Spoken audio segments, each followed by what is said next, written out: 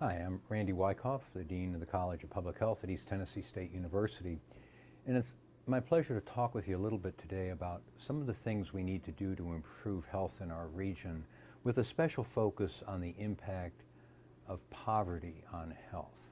Now, for purposes of today's talk, I'm going to define our region as the Appalachian part of Tennessee, basically the eastern part of Tennessee, the 52 counties of Tennessee that are in the Appalachian part of the state. I choose that because it's an area that I've looked at a lot. It's where I live. It's also where my university is located. But I want to make a very important point, and that is wherever you are, even if you're not in Tennessee, whatever state you're in, these issues are directly relevant to you as well. Now, for those of you taking notes, these are the 52 counties of Appalachian Tennessee. It's a region of incredible natural beauty and a deep and rich culture and heritage, but it's also a part of the country that suffers very significant health challenges. And that's really what I want to talk about today. What are the health challenges of Appalachia and Tennessee, and what can we do about it? Now, in order to define the health challenges of Appalachia or anywhere else, we have to have something to compare it to. So throughout this talk, what I'm going to do is compare the 52 counties of Appalachian Tennessee to the 3,141 counties that make up the rest of the United States, okay?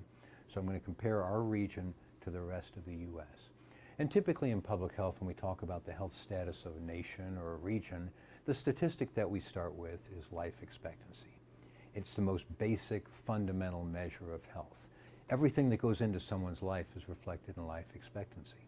How old is mom when she gets pregnant? Does mom use alcohol or nicotine or opioids during pregnancy? Is that baby born in a safe environment? Does that child have clean water and abundant food? Can she get an education? Can she get a job? If she gets ill or injured, can she get access to health care? All of that times 318 million is life expectancy in the United States. It's the most basic, fundamental measure of health. And if we talk to the man on the street about life expectancy in the United States, he'd probably tell us two things. First, he'd tell us that life expectancy in the United States is probably the longest it's ever been. And here the man on the street would be more or less correct. In 2016, life expectancy in the U.S. was almost 80 years. To point out how impressive that is, I want you to look back at where the United States was at the beginning of the 20th century. Since then, life expectancy has gone up by 30 years, from 47 years to 77 years. That's pretty impressive. Now, I say the man on the street would be almost correct, but in the last 2 years, we've seen a slight decrease in life expectancy in the United States, something to keep our eye on and follow over time. As you see, it dropped from 78.9 to 78.6, a very small change, but something definitely worth paying attention to. So the first thing the man on the street would tell us is that life expectancy in the United States is probably the longest it's ever been. The second thing the man on the street is going to tell us is that life expectancy in the United States is probably the longest in the world. He knows that we are one of the wealthiest countries that has ever existed, that people come from other countries to the U.S. for health care. But here the man on the street would be wrong. In 2016, the United States ranked behind all of these countries and came in 36th in the world. In other words, 36 countries do better at this basic fundamental measure of health than does the United States. 36 countries where a baby born today is projected to live a longer life than a baby born in the United States. To graphically show that, this is a chart that shows life expectancy for all the countries in the world.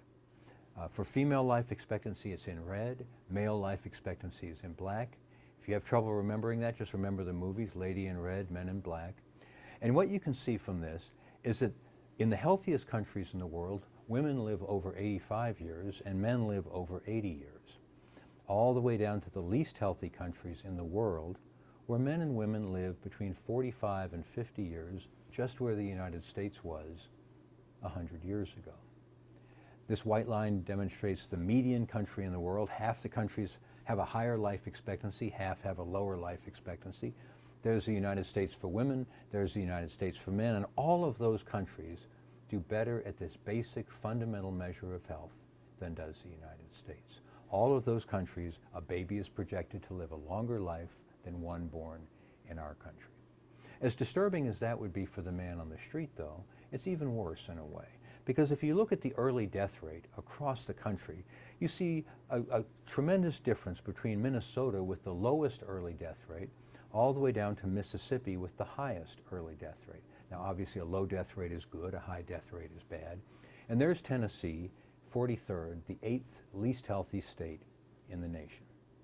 As disturbing as that is, it doesn't tell us about Appalachian Tennessee, because the 52 counties of Appalachian Tennessee only make up 44% of the population of Tennessee. So at East Tennessee State University, we've developed a way of graphically demonstrating the health status of a region like Appalachian Tennessee. And let me show you how that works. What we've done is we've taken all 3,141 counties in America, and we've ranked them for their early death rate, what we call years of potential life loss, premature mortality. From the lowest death rate, the healthiest county in America, all the way up to the highest death rate, the least healthy county. Low death rate is good, high death rate is bad. There's the median county in America. Half the counties have a lower death rate, half have a higher death rate. The value is a number you don't need to remember, but I'll tell you how it's calculated. It's called years of potential life loss before the age of 75. So if someone dies at age 70, that's 5 years of potential life lost. If they die at 65, that's 10 years. And you add that up across the whole state or the whole county, and you come up with an average number. So there's the U.S. average number. There's the state of Tennessee, the 8th least healthy state in the nation, with an early death rate that is 1/5 higher, 18% higher than the national average. But now I'm going to put up on this chart one red dot for each of the 52 counties of Appalachian Tennessee. All the dots that are on the left side of that white line are healthier than the national average. All the ones on the right are least healthy. Does that make sense? Okay, so what I'm going to do now, I'm going to put up the 52 dots, and as you can see, every single one of them falls below the national average. 100% of the counties of Appalachian Tennessee fall below the national average for this most basic fundamental measure of health. But to make matters even worse, 2/3 of them, 71%, fall below the state of Tennessee. So here we are in a region where 2/3 of the counties of Appalachian Tennessee have a worse early death rate than the state of Tennessee, that ranks 43rd and is 18% worse than the nation that ranks 36th in the world. Which raises a fundamental question of why. Why should someone born in Appalachian Tennessee live a shorter life than someone born in almost every other state and in dozens and dozens of other countries? Why are we less healthy than other people? That's the critical question to answer, because if you can't answer why we're less healthy, you can't figure out what we need to do to improve health among the people of this region. So what I want to do now is talk to you a little bit about how our understanding of health has changed over time, because that'll help you understand what the issues are that we need to deal with in Appalachian Tennessee. So if you'll forgive me, I'm going to give you a quick history of health. So basically, for thousands of years of human history, if someone died young, it was due to one of two things. It was either due to fate, bad luck, or injury. Injury we understood, but fate we really didn't. So for years we turned to medicine men and shamans and witch doctors to try to help us be healthier, but we basically never really understood what was causing people to die young unless they were injured in war or hunting or whatever. And that's pretty much the way it stayed up until a pretty major discovery was made about 200 years ago. And that was what was called the germ theory. This idea that we might have an organism in us that could be spread to another person and cause them to get ill. And this led to the sanitation movement and a major advance in health. Let me tell you this.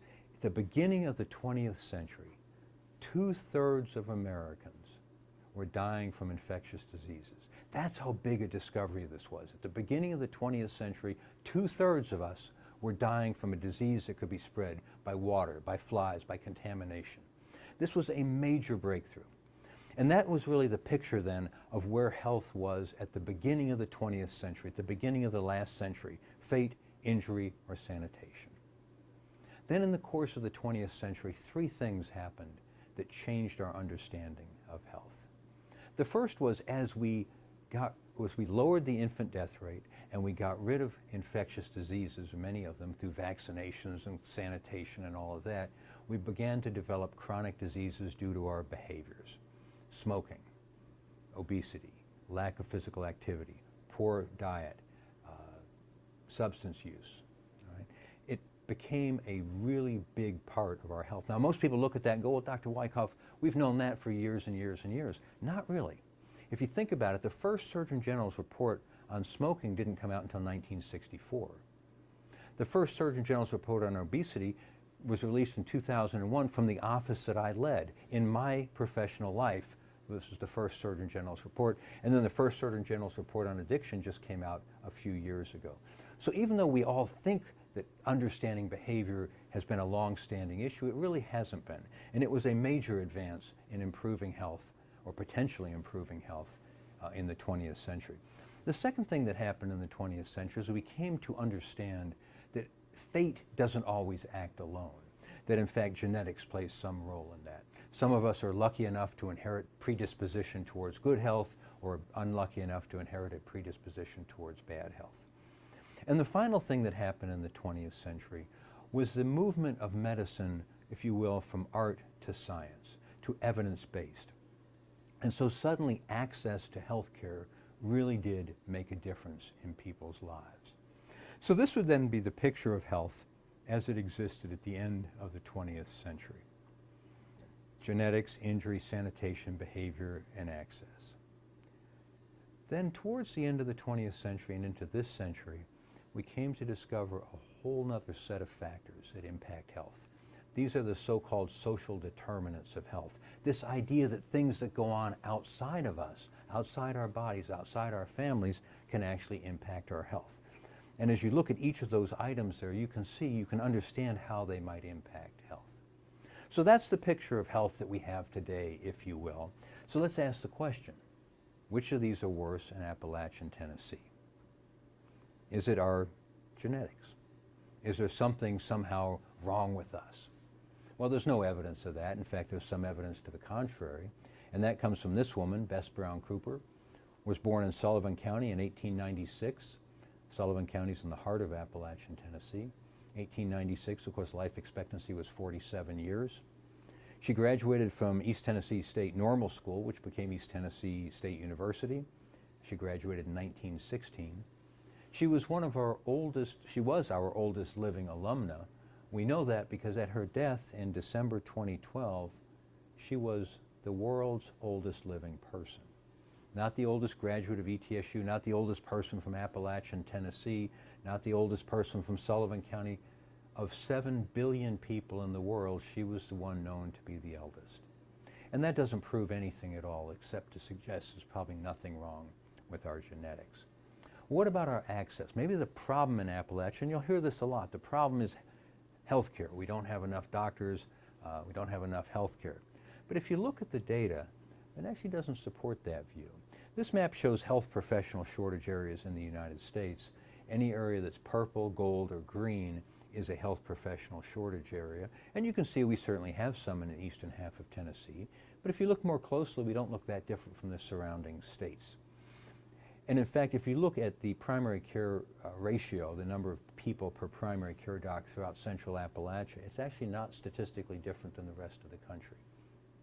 So it's not the number of doctors that is the problem. So maybe the problem is the doctors that we have aren't very good. Well, every year the county health rankings rank all 95 counties in Tennessee. And one of the measures they use is the quality of clinical care. And this is the metrics they use. And this year, 2018, the top 10 counties in Tennessee include 6 that are in Appalachia, including Washington County, where East Tennessee State University is. So it's not the quality of care either. Now, this isn't to say that health care isn't important. It is absolutely essential. The reason people in central Appalachia often don't access health care isn't because it isn't there, and it isn't because it isn't good. It's because they may not have the resources to pay for it, they may not have the ability to get transportation, or they may have some cultural issues. So I'm not saying that access to health care isn't important. I'm simply saying that that doesn't define the difference between central Appalachia and the rest of the country. What about this? The behaviors. That's the thing that most people think of when they think of us, and it's absolutely right. If you look at the prevalence of smoking, you'll see Tennessee in the bottom 10. If you look at all the counties in Appalachian Tennessee, you'll see they don't even come close to the national average. We're way, way higher. For the leading preventable cause of death in our country, every single one of our counties is worse than the national average. In terms of obesity, Tennessee is still in the bottom 10. But if you look at the counties of Appalachian Tennessee, we don't look as bad as we do in other areas. Now, this isn't to say, again, that obesity isn't a problem in Appalachia. It's simply saying that that doesn't define the difference between us and the rest of the United States. Now, there's one other behavior that's clearly changing over time. So this chart shows drug-related deaths. Now, drug deaths include homicides, they include suicides, they include accidental overdoses, but this gives you a good sense of the impact of drugs on health in our region. There's the national median county, and there are the 52 counties of Appalachian Tennessee, and you can see that only one of those counties is better than the national average. If you look at this map of the United States in 1999, the dark red area there in central Appalachia has a high death rate from drugs.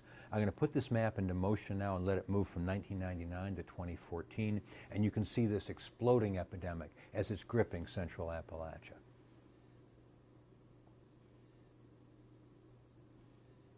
So whether it's smoking, obesity, substance use, behaviors are clearly one of the issues that are threatening our health in Appalachia. And if I had given this talk 20, 25 years ago, this is where it would have ended. I would have said, if we want to improve health in our region, we've got to get people to stop smoking, we've got to get people to eat healthier diets, to exercise more, and to not use substances like opioids, prescription drugs, and related issues. And that is still completely true. But it's not truly complete, because we've come to understand the incredible impact of these social determinants of health. And in the time I have, I'm only going to talk about two of them, but they're really important to understand. The first is education. Right? If you look at, this is the only chart I'm going to show you where it's better to have a high number. And if you look at the 52 counties of Appalachian Tennessee for the percent of adults with some college, you can see that there's only 3 of our counties that are better than the national average, all 3 counties that happen to have universities in them, but all the rest are well below the national average. Now, why does that matter? Why would a public health person like me be talking about education? Well, for 2 reasons. One, because education has a tremendous impact on health. This is a chart that shows how many years you're going to live, life expectancy, the most basic fundamental measure of health, how many years you're going to live by the time you're 25 based on your educational experience. If you have less than a high school diploma, all the way up to college graduate or more. And what you can see for both men and women, a 5 to 7 year difference in life expectancy. This is huge. And you begin to realize, if our basic measure of health is life expectancy, how are we going to improve health if we don't improve education? The second reason we're paying attention to this is because there's evidence that the gap between educated and less educated parts of the country is widening. This is a chart. It's a little bit complicated, but follow me here. It shows what the chance is of a high school sophomore having a college degree in 10 years. What percent of high school sophomores will have a college degree? They will complete a 7-year journey in 10 years? Not based on how hard they work, not based on whether they do their homework, not even based on the quality of their school, based solely on their parents' educational level. If their parents have professional degrees, 3/4 of those kids will have a college degree in 10 years. If their parents are high school dropouts, less than 6%. A 12-fold difference in the chance of a high school sophomore having a college degree in 10 years based on his parents' educational level. And what this means is that those parts of the country with lower educational levels, like Central Appalachia, like Appalachian Tennessee, are going to see a widening educational gap over time.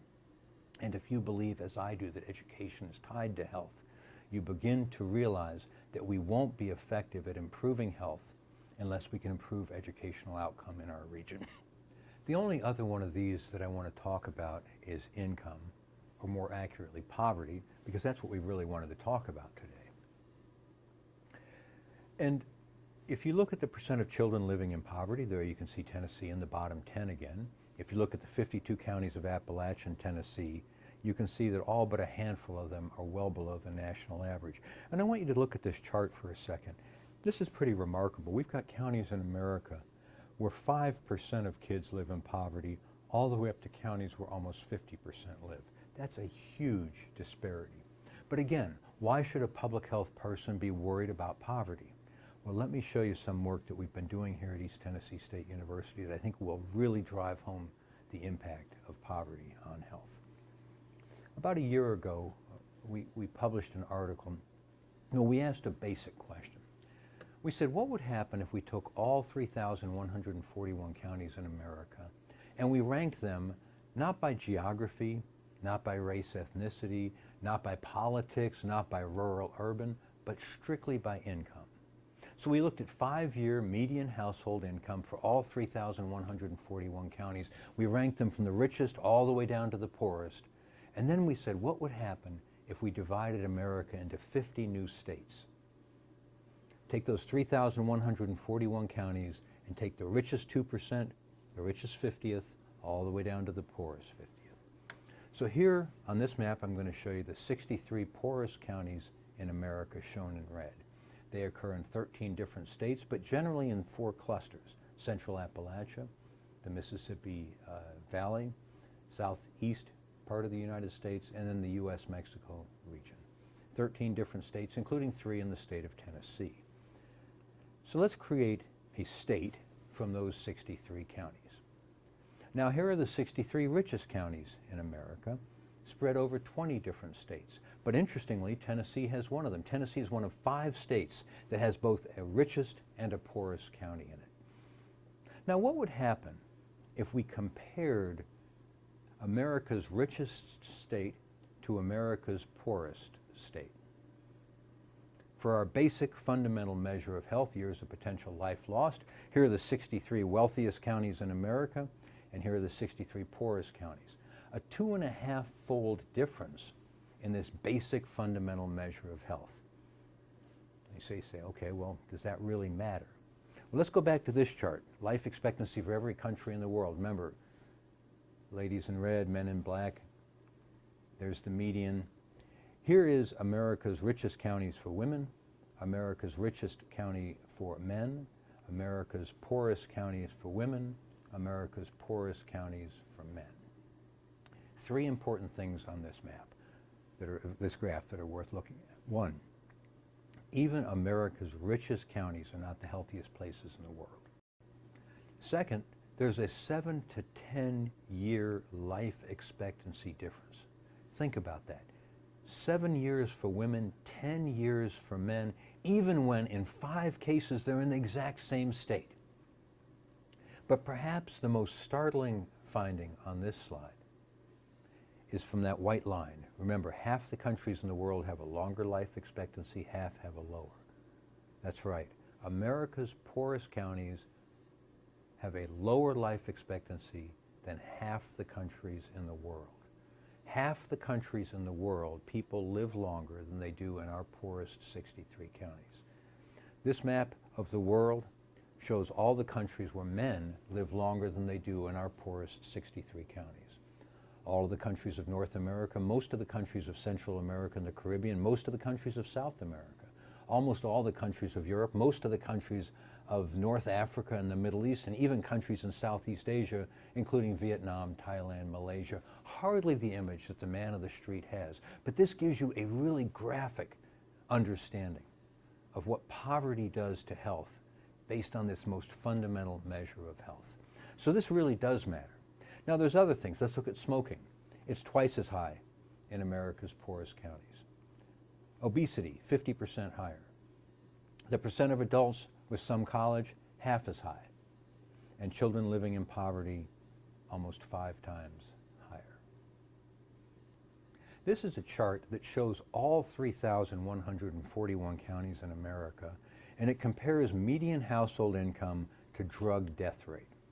And I've covered up half the slide to begin with, and you can see those rich counties all have about the same death rate. But when I take it off that blue square and you can see drug deaths in the poorer parts of America, you can see there's still plenty of poor counties that have low death rates, but all of the counties with high death rates are poor. If you look at the 232 counties of Central Appalachia, you can really see this graphically. Poverty has a tremendous impact on every aspect of health. Now, I could talk about this chart for a long time, but it really comes down to this. If we want to improve health in Appalachian Tennessee, we want to improve health in the United States in general, we need to do three things. One, we need to make sure that people have access to health care. I mentioned earlier that it's not the thing that defines our differences, but without health care, many of us wouldn't be alive today. Second, we have to change behavior, especially related to smoking, diet, exercise, and substance abuse. And thirdly, we have to reduce poverty, and that means jobs and education. But what we've discovered is that all three of these are necessary. You can't do one without the other two. Every single employer will tell you that what they need is a healthy, educated, drug-free workforce. Every school superintendent will tell you they need parents and teachers and students that are healthy enough to come to school, that value an education, but who also live in communities with a sufficient tax base to pay for the kind of programs that help kids be successful. And every healthcare provider will tell you they need patients that have the resources and the motivation and the commitment to improve their health. All of these things have to go together. If we put them into words, it goes like this. We need to work together to assure access to healthcare, especially preventive services. We need to work together to encourage healthier behaviors, and we need to work together to enhance economic opportunity and improve educational achievement. And what these all have in common, of course, is we need to work together. These are not problems that Nashville or Johnson City or Washington, D.C. can solve alone. These are not problems that Republicans or Democrats or libertarians or socialists can solve alone. And these are not problems that business leaders, educators, faith community, healthcare providers, or others can solve alone. We have to work together. Now, when I talk about poverty like this, typically people will ask me three questions. And I want to address those since I'm not there to answer questions in person. Isn't poverty going away?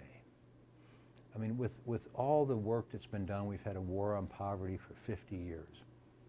Unfortunately, it's not going away. This is data from the Census Bureau in 1967, so 50 years ago. They divided America into fifths, from the richest to the poorest, and they compared their annual household income. And in 1967, the ratio of the top fifth to the bottom fifth was a little over 10 to 1. Now, I want to point out, this is not the very wealthy. This is not the top 1%. This isn't the very poor. This is the top fifth, America in fifths. The ratio was about 10 to 1, where it remained for a decade. But then, starting in the 1980s, the gap started to widen significantly, such that by 2016, the gap had grown from 11 to 16 to 1, 50% wider than it had been to begin with. And this is the way wealth is distributed in America today. The top 1% of Americans own about a third of all of the wealth. The top 5% own about 2/3 of all the wealth. The bottom 60%, of Americans own less than 5% of the total wealth. So poverty is not going away. But the second question people ask is, well, Dr. Wykoff, you've talked about fifths, but people move in and out, right? People all the time grow out of poverty. So it may be different people coming in and out of poverty. Well, unfortunately, that's not true either. If you look at where people are born, it is a tremendous predictor of where they're going to end up. If you're born in the bottom fifth, in a completely equal system, you would have about a 20% chance of ending up in each of the fifths, right? You'd have a 20% chance of staying in the bottom fifth all the way up to a 20% chance of being in the top fifth in your lifetime. But if you look at Americans born in the bottom fifth, 43%, almost half, end up in the bottom fifth.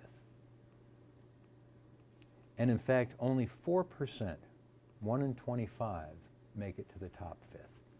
So if you're born in the bottom fifth if you're poor, as are many people in Appalachian Tennessee, the chance of making it to the top fifth is only 1 in 25. And in fact, your chance of making it to the top half is only about 20%. The chance that you should have of ending up in the top fifth is 20%, and yet that's all it takes to get you into the top half. On the other hand, if you're born in the top fifth, you're likely to stay there. 40% will stay there, and only 8% will end up in the bottom fifth. So poverty isn't going away. People don't move in and out of poverty. And then the last question is, well, sometimes people say, will this affect my life if I leave the area? I mean, Dr. Wykoff, you made a convincing case of why poverty is important in Central Appalachia and in America's poorest counties. And it's certainly true if you think about it. Most of the health problems I've defined are worse in America's poorest counties. But I want you to think about something. Even in America's 63 richest counties, 1 in 7 adults smoke cigarettes, 1 in 4 adults is obese, 1 in 4 adults does not have any college education, and 1 in 11 kids, even in our richest counties, 1 in 11 kids lives in poverty. So it doesn't matter where you go. It doesn't matter what county you end up in America. These issues are relevant to you. These issues will affect your life. But perhaps more important than that is the realization that every religion, every philosophy says that we need to care about these people. Perhaps Dr. Martin Luther King said it best when he said, "The agony of the poor impoverishes the rich. We are inevitably our brother's keeper because we are our brother's brothers." Friends, it does matter how we treat each other. I'd like to end with a graphic.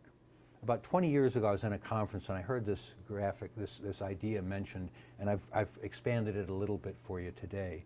But I'd like you to think about 2 flower pots and 10 seeds. The flower pots are exactly the same. The seeds are exactly the same. Into one flower pot we put rich soil. Into the other we put poor, rocky soil. We divide those seeds evenly between the two.